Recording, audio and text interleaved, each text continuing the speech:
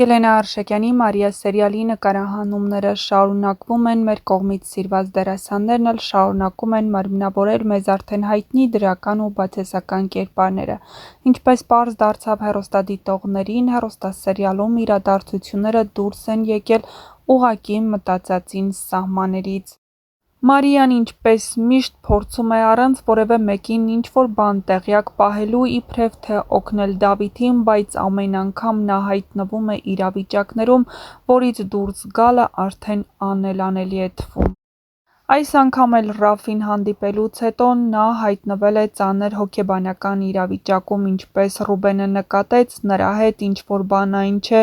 քանի որ նա ամբողջ մարմնով դողում է։ Հեռուստադիտողներն արդեն ունեն իրենց վարկածները, թե ինչն է Մարիայի նման հոգեբանական վիճակի պատճառը։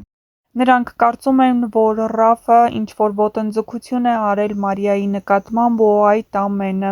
նկարահանել, արդյոք դա այդպես է թե ոչ, ցույց կտա ժամանակը, բայց որ Մարիան հայտնվել է ծանր հոգեբանական վիճակում, դա փաստից էլ փաստ է։ Դավիթը կարծում է, որ այդ ամենը իր բանտում լինելու հետևանքով է և որ Մարիան չի դիմանում առանց նրա, բայց այդ ամենը այդպես չէ։ Ռաֆն ինչ-որ բան արել է Մարիայի հետ, որից հետո նա հայտնվել է նման իրավիճակում։ Լիլիթը շատ լավ հասկանում է, թե որտեղ կարելի է փնտրել Ռաֆին և ինչ կարող է Ռաֆն անել Մարիայի հետ, քանի որ Լիլիթի հեռախոսի մեջ Ռաֆը տեսավ նրանց հարսանեկան կադրերը։ Ավելին, ես նկարահանման պլաշ շատ կանեմ դեռ սպասում եմ իմ սպասես մատանով չի լինի սպասել սպիտակ ձյով ասպետի սպասում եմ իմ սպիտակ ձյով ասպետին համար ինձ կփրկե այստեղից իմ ուղեղը այլևս չի աշխատում տեսարաններ դեռ կան մեկը մեկից ահռելի Սկսի մենակ ձին կարել մենակ ձին նվեր ինձ ասպետը չի բայց ձին նվեր կբերեք եթե հա ասպետը պետք չի ձին ընտիրա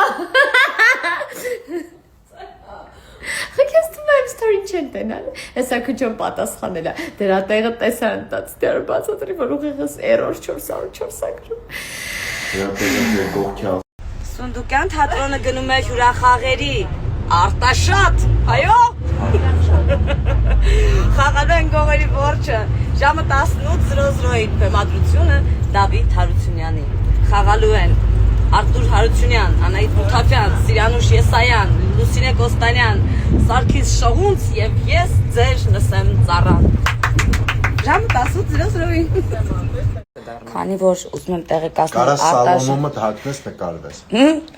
Արտաշատում են գտնվում արդեն, իսկ այստեղ շատ մոծաներ կան, շատ դաստիարակված մոճոներ կան, ես մեր ռեկվիզիտից գտել եմ այս երկար անհասկանալի շորը, որ ինձ չկծեն մոծակները։ Հաճը։ Այդպես մեզ լավ ներկացում, հիմա սրճում ենք, հանգստանում ենք ու անցնում ենք առաջ։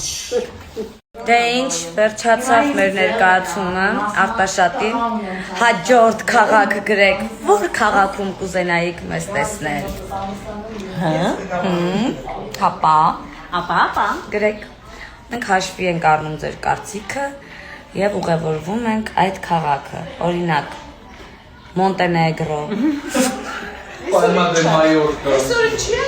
Մի քիչ առաջ էֆիր էի մտել ու էֆիրով խաչապուր էի պատրաստում, հիմա ես մի ամանը տանում եմ սալոն, աղջիկներիս, մի սենց աման դրել եմ տանում եմ քուրիկիս, հեսա քուրիկս թորին տնա, մի աման է սենց թողել եմ տանը պապայս, վիսո, երեխեք եսօր լիքը կոմպլիմենտ եմ սկացի, ես շատ տնարար աղջիկ եմ, կապ չունի, որ հասրակ խաչապուրի եմ պատրաստել, շատ տնարար աղջիկ եմ եղավ, Ես վերջապես հասել եմ Մոսկվա, հիմա Aeroexpress-ով գնում եմ կենտրոն, որովհետև տաքսին շատ պրոբկեկ է ցույց տալիս։ Իսկ ես առանց ուշացել եմ գործից արդեն ժամը 11-ին պիտի լինեի, մի ժամ ուշացել եմ։ Դեռ մի այդքան էլ ուշանամ ինձ թվում է։ Խոսքով հուսով եմ ամեն դեպքում կհասնեմ, անիմաստ չի լինի իմ գալը ընդհանրապես։ Բարև բոլորին, ուզում եմ ասել մերսի ձեզ ֆանտաստիկ արձագանքի համար, որ երեկվանից ստանում եմ լիքը նամակներ անդադար գրում եք համերգի հետ կապված, մեր նոր երգի հետ կապված, շատ շնորհակալ եմ, որ այդքան հավանել եք, այդքան լավն եք, այդքան սիրով լցված եք։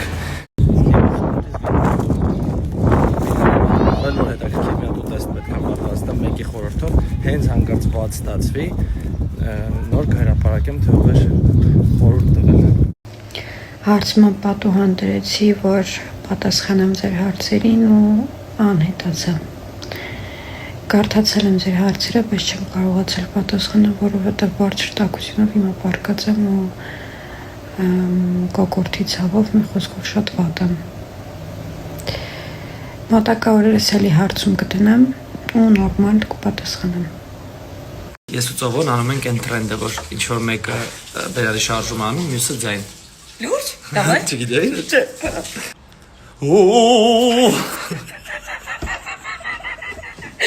Հիմա դու ես։ Լա լա լա լա լա լա լա լա։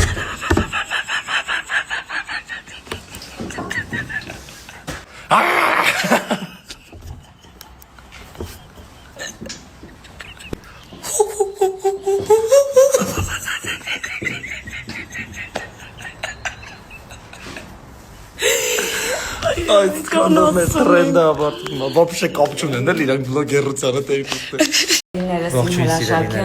Կենսագրական շարունակվում է։ Քշվել ես։ Սովորում եմ։ Ստորիան։ Ես քեզնից սովորում եմ։ Բայց ես տեղ ավելի սիրում եմ, քան այդտեղ, որովհետև այդտեղ ֆիլտրով եմ։ Տես, իսկ ես քո բնական գեղեցկությունն եմ ցույց տալիս, տեսեք, այսպեսի գեղեցիկ մայր ով ունի։ Մայրը քսող գիշեր չեմ քնել, հլա աչքես ծակում։ Լստերն է, ասենք։ Լավ էլ եկան, որտեղ Մոնիկա Բելոչին չքնա։ Սենց սիրուն մեկի ասենք 3 պարգներ